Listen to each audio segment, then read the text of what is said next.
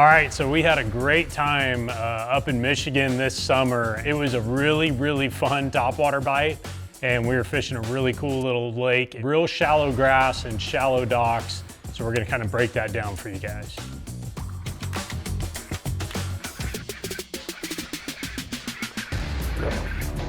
That was amazing. All right. Early in the morning. Doesn't get much better listening to this thing scream on a calm, cloudy, foggy morning.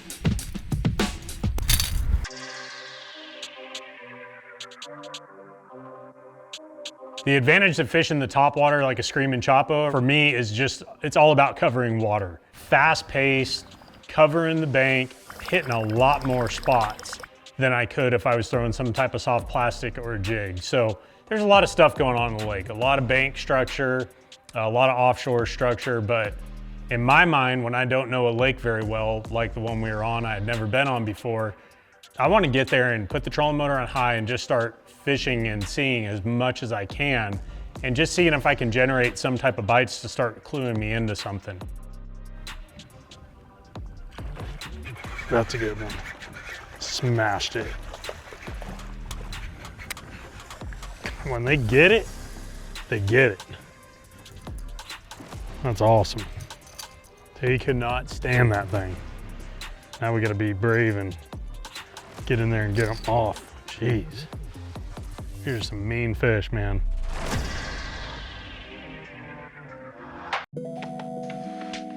There was a really nice line of some of these reeds around the lake in certain spots. What was cool about it was there was actually grass growing, submergent grass out in front of it. There was a really nice lane up in that shallow water. And the beautiful part about the reeds is anytime you're fishing a reed line, there's so many little nooks and crannies and points. You know, you can just zigzag through it and make a lot of little accurate casts. You know, a lot of these bites came pretty close to the boat. Late evening, early morning is when you can take advantage of those lanes. Flat, calm water, which is what we were kind of dealt with up there at this lake, was a perfect situation for the screaming chopo because I could really get the extra noise out of the tail, the new noise really essentially in a bait like this that these fish have never heard before. The tail on this bait is really a lot less aggressive than the original chopo, and that's to put more emphasis on the sound of the scream that you're gonna get from the bait. So this bait has a concentric rivet and a metal tail structure built in that when they grind together, give it that screaming sound profile.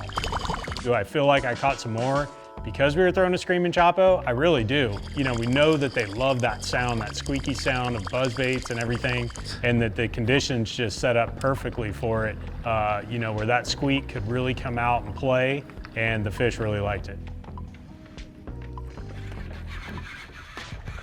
That's a good one. Not bad, he smoked it.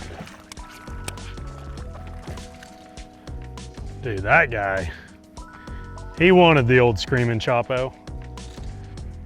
He couldn't stand the sound of that thing. Look how he got it.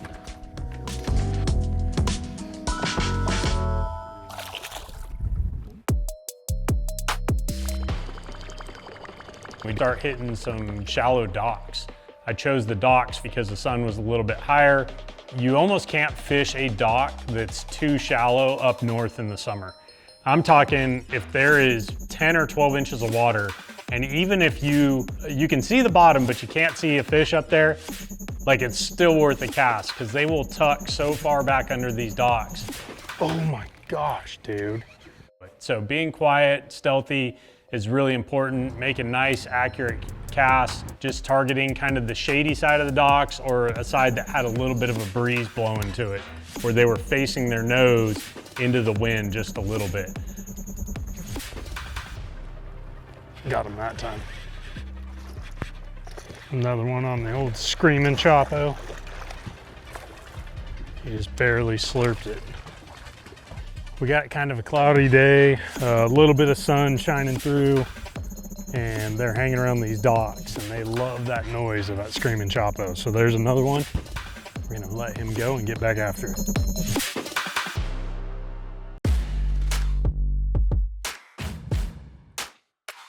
You know, we have a 95 and a 110.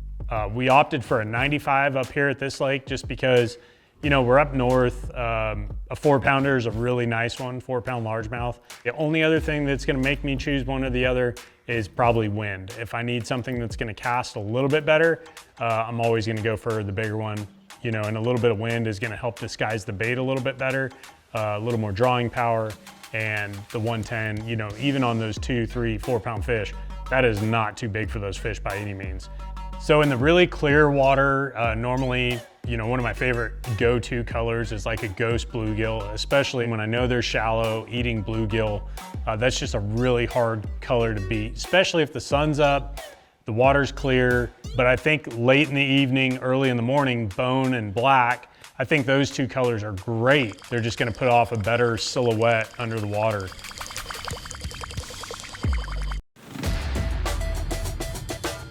All right, so I'm gonna keep this super simple as far as rod, reel, line goes when I'm throwing a Chopo bait. It's gonna be a 7'3" medium heavy rod. I think this particular day we were throwing the Fantasista X, but Veritas is also great. 40-pound braid. This is Berkeley X5 braid. You can get away with 30, but I think 40 is so much stronger than 30 that there's really no reason to throw 30. And then the other key is a fast reel. I was throwing an 8-3-1, and that's just gonna help me when I'm covering water.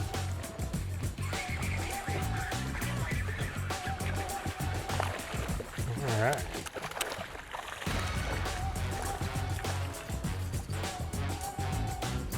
Screaming Chopo guys right there up next to a dock. Nice little largemouth, couldn't say no. Crystal clear water. That's cool watching them swim back. Other baits that would have worked great, you know, in this situation is some type of buzz bait probably would have been fantastic. Swim jigs, all those kinds of things. Now, if these fish had stopped biting that, I would have had, you know, some type of flipping plastic as either a follow-up bait or trying to get further back in, you know, if I felt like the fish had moved further in. But man, it's pretty hard to beat a Chopo bite, and anytime I'm gonna get that, I'm gonna take advantage of it.